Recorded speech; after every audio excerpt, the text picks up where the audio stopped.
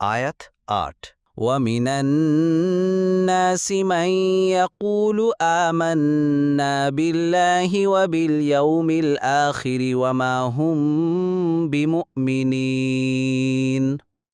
অনুবাদ, আর মানুষের মধ্যে এমন লোকও রয়েছে যারা বলে আমরা আল্লাহ ও শেষ দিবসে ঈমান এনেছে, অথচ তারা মুমিন নয়।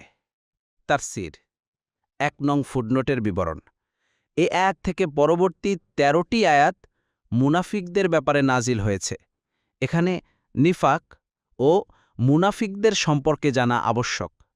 নিফাক অর্থ প্রকাশ্যে কল্যাণ ব্যক্ত করা আর গোপনে অকল্যাণ পোষণ করা।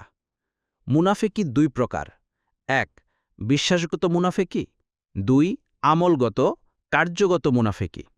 তাফসিরে ইবনে কাসির। তন্মধ্যে বিশ্বাসগত মুনাফিকি ৬ প্রকার।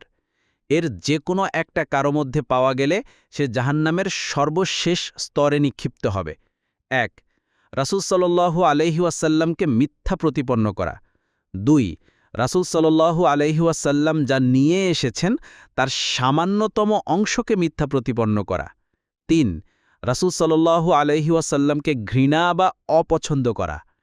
৪ রাসূল সাল্লাল্লাহু আলাইহি ওয়াসাল্লাম যা নিয়ে এসেছেন তার সামান্যতম অংশকে ঘৃণা বা অপছন্দ করা। ৫ রাসূল সাল্লাল্লাহু আলাইহি ওয়াসাল্লামের দ্বীনের অবনতিতে খুশি হওয়া।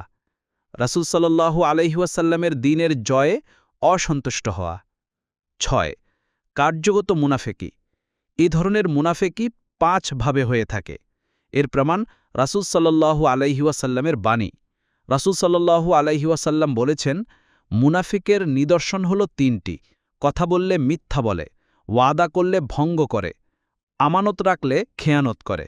বুখারী ৩৩, মুসলিম ৫৯। অপর বর্ণনায় এসেছে, ঝগড়া করলে অকথ্য গালি দেয়, চুক্তিতে উপনীত হলে তার বিপরীত কাজ করে। মুসলিম ৫৮, নাসাই ৫০-২০। এই জাতীয় নিফাক দ্বারা ঈমান হারা হয় না, ঠিক, কিন্তু এই জাতীয় নিফাক আকীদাগত নিফাকের মাধ্যম। সুতরাং মুমিনের কর্তব্য হবে এই জাতীয় নিফাক হতে নিজেকে দূরে রাখা। আল ওয়াজিবাতুল মুতাহাত্তিমাত।